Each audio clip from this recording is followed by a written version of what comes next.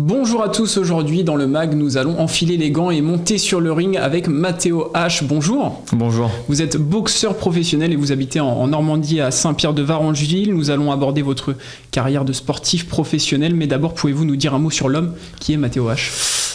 Qui est Mathéo H? Mathéo H, il a 22 ans, il habite Saint-Pierre-de-Varengeville. Je suis d'originaire de là-bas, de Saint-Pierre-de-Varengeville. Je suis né à Rouen et voilà, j'ai toujours vécu en Seine-Maritime et je compte y rester pour le moment. Qu'est-ce qui vous a donné envie justement d'enfiler les gants? Qu'est-ce qui m'a donné envie? Mon père, je pense. J'étais quelqu'un de plutôt turbulent, un peu plus jeune, assez impulsif, qui était un peu bagarreur, etc. Donc à un moment donné, il m'a dit non, ça se passe pas comme ça, tu vas aller à la salle et tu vas voir ce que c'est vraiment de se battre. Et puis bah voilà, depuis, je crois que ma première licence, j'ai regardé, je crois que je l'ai prise le 13 mars 2012.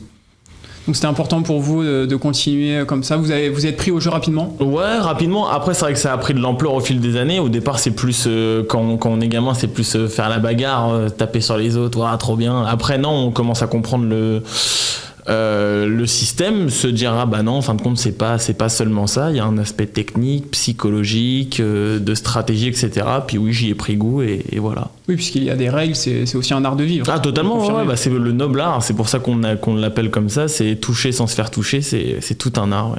Est-ce que vous avez des modèles dans ce sport? Oui, bah plein, je pense comme tout le monde. Après, je vais dire Canelo Alvarez, Yuriorkis Gamboa, Floyd Mayweather, Mohamed Ali, Rocky Marciano, il y en a quelques-uns. Du beau monde. Voilà, il y en a très quelques-uns. beau monde. Vous êtes licencié au Boxing Club de Barentin dans la Manche et vous êtes professionnel depuis 2019. Dans quelle catégorie boxez-vous? Alors, je suis licencié à Barentin en Seine-Maritime, pas dans la Manche, et je boxe en poids moyen.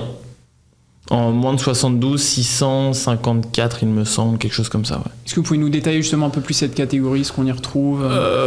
On y retrouve, qu'est-ce qu'on y retrouve? Plein de personnes de mon poids, des styles différents. Je suis plutôt grand pour cette catégorie-là, parce que je suis 1m87. Après voilà, c'est une catégorie très relevée parce que on allie la puissance avec la technique, la rapidité, donc c'est une catégorie intéressante. Et justement, vous, quel style de boxeur êtes-vous?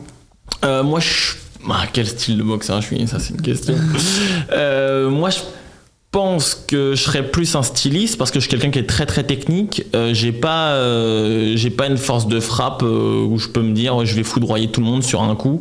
Je suis plus quelqu'un qui va beaucoup travailler avec un gros physique et une grosse technique. Donc ouais, je pense à un technicien. Donc plutôt sur la durée aussi. Exactement, ouais, totalement. Sur la durée. Donc pour ça, on travaille beaucoup l'endurance. Comment ça se passe? Ouais, c'est ça, l'endurance. J'ai un préparateur. Alors je m'entraîne à la boxe avec mon entraîneur Jean-Michel Levasseur 2 fois par jour, mais j'ai aussi un préparateur physique pour justement l'endurance, le cardio, Mathieu Lemaire.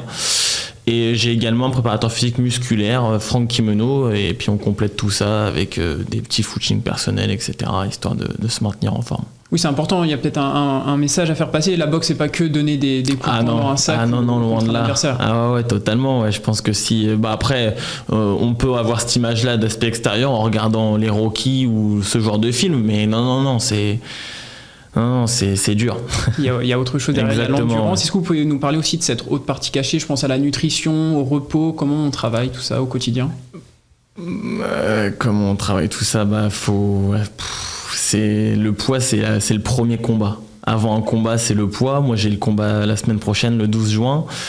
J'ai encore quelques kilos à perdre. Ça fait 4 semaines que je suis en régime. Ouais, c'est dur parce que la nutrition, le sommeil, on sort pas comme on veut, on mange pas ce qu'on veut, on boit pas ce qu'on veut, et il faut avoir une hygiène de vie plutôt remarquable quand même. Au-delà du fait de devoir beaucoup s'entraîner, c'est un tout. Il y a pas que, c'est pas une fois sorti de l'entraînement qu'on peut se dire bon bah ça y est. Maintenant c'est la fête, non. Et justement sur ce côté privation, vous avez 22 ans, à cet âge-là on peut penser aussi aux sorties le week-end. Qu'en est-il pour vous? Voilà. L'alcool, non, il n'y a pas de. Non. Ah non, il n'y a pas de ça, il n'y a pas d'alcool, il y a très peu de boissons sucrées, il y a beaucoup d'eau sans sirop. Vous le regrettez pas, ça? Non, je fais ce que j'aime. Je pense qu'à l'heure actuelle, c'est un privilège de pouvoir faire ce qu'on aime au quotidien. Je me lève le matin, je sais que j'y vais jamais à reculons. Je me dis tout le temps, je vais faire un truc qui me passionne. Donc je peux pas me dire, je peux pas me plaindre, je peux pas me permettre de me plaindre. Alors, quand vous montez sur le ring, votre surnom est le métronome, j'ai vu ça. Ça vient d'où? El Métronome, c'est Franck Tessèdre. C'est un speaker qui m'avait donné ce surnom-là quand j'étais gamin, parce que justement, avec mon gros physique, un métronome, c'est quelque chose qui donne un rythme et qui ne change jamais de rythme. Et moi, ayant un gros physique, je baisse très, très, très, très rarement de rythme durant un combat. Si je commence avec je sais pas, moi je vais vous dire une connerie, 10 coups par minute, c'est beaucoup plus, mais je vais finir avec exactement le même 2 coups parce que j'ai ce rythme d'un métronome. Ouais. Donc ça se travaille à l'entraînement. Justement, vous nous avez parlé de votre coach. Comment est-ce que vous êtes entouré? Parfaitement. Je pense qu'à l'heure actuelle, en étant un professionnel qui va avoir 5 combats, je pense pas qu'il y ait beaucoup de personnes qui puissent être mieux entourées que moi. Toutes les personnes qui sont autour de moi, déjà, c'est des amis, ça se considère même comme de la famille maintenant. Mais j'ai des personnes qui gèrent mes sponsors, j'ai des personnes qui gèrent les réseaux sociaux. J'ai des personnes j'ai mes amis, mon entourage proche, très proche, mes amis, ma copine qui sont là depuis maintenant des années, mon père, comme je vous ai dit, Mathieu Lemaire, Franck Quimeno, Jean-Michel Levasseur, et il y en a encore plein d'autres, mon kiné Rodolphe, la cryothérapie à Mont-Saint-Aignan. On est tout un entourage qui fait qu'à l'heure actuelle, non, je suis vraiment très très bien entouré. Ouais. Et vous pouvez rester comme ça, focus juste sur l'aspect Exactement, sportif. Ouais, c'est ça le point fort d'être vraiment bien entouré, c'est ce que j'ai pas besoin de me dire faut que je fasse ça, faut que je pense à ça, oh nanani, parce que il y a déjà des personnes qui le pensent pour moi à côté, ouais. Et justement, la boxe en France, c'est pas forcément le sport le plus médiatisé, loin de là. Comment on fait pour vivre de ce sport-là en France aujourd'hui? On survit au départ, il faut se le dire. Il y a beaucoup de personnes qui disent oui, il faut croire en ses rêves, mais une fois qu'on se dit ça, la route elle est encore longue. Ça c'est que l'aspect psychologique. Alors oui, je suis d'accord, il faut croire en ses rêves, il faut avoir des objectifs, tout ça, mais non, il y a c'est dur. Il faut avoir envie, il faut le vouloir, parce que sinon ça se passe pas comme ça. Et vous avez envie, puisque vous êtes en pleine forme sur le ring, 4 combats professionnels, 4 victoires. Qu'est-ce qui fait la différence entre vous et les adversaires? Qu'est-ce qui fait la différence? Mes entraînements. Je pense que à l'heure actuelle, le monde de la boxe en général le sait, les gens dans la région, etc. Mais je pense que je suis une des personnes qui, si ce n'est la personne qui s'entraîne le plus en France à l'heure actuelle. Je m'arrête jamais, je m'entraîne 7 jours sur 7, 6 à 8 heures par jour. Donc non, je pense que ce qui fait la différence, c'est mon travail. Je pense de toute façon, pour moi, il n'y a que le travail qui paye. Il n'y a pas de cette part de...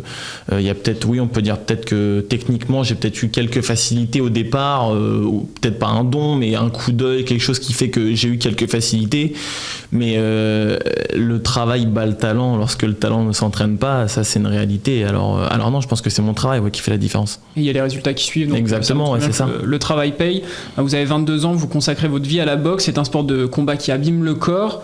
Ça vous fait pas peur pour l'après-boxe? Ça me fait peur pour l'après-boxe, ça me fait peur pour maintenant aussi, parce que le corps de base n'est pas fait pour prendre des coups, loin de là, même très très loin de là. Un cerveau ou quoi que ce soit, faut savoir que même si un combat se passe très bien, admettons mon dernier combat qui s'est relativement bien passé, à la fin du combat, le lendemain, la semaine d'après, on a mal, on souffre. Le corps c'est pas fait pour prendre des chocs comme ça. Alors ouais, c'est sûr que ça fait réfléchir, mais d'un côté, dans ce cas-là, faut faire comme moi, faut essayer d'en prendre le moins possible et tout se passe bien. Tout se passe bien. On va aborder l'association Hasard. En décembre dernier, vous avez couru environ 137 km entre Caen et Rouen pour soutenir cette association. Un mot sur l'association et votre implication. L'association Hasard, c'est l'association qui vient en aide aux sans-abri dans l'agglomération rouennaise. Elle apporte un soutien psychologique ainsi que des repas, des vêtements, etc.